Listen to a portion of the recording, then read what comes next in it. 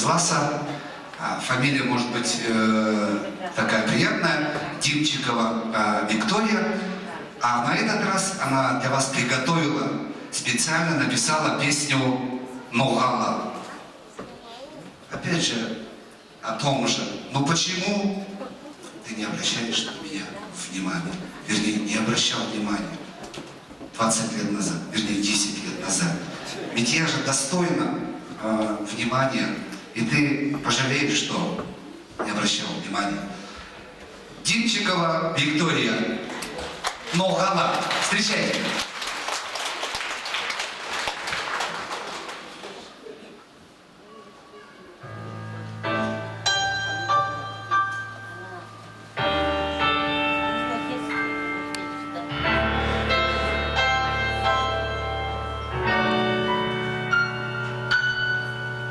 Сағыншам сені сағыншам Қылызым күнің сай керексің маған сен жоқ маған тыныш жетпейше қайда сенің андығынша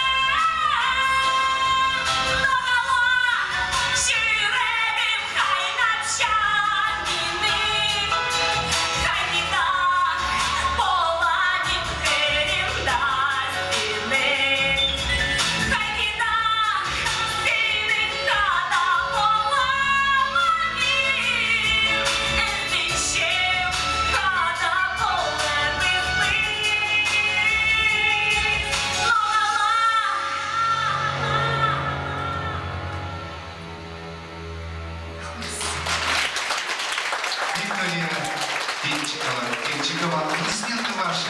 Аплодисменты. Невероятно талантливый человек.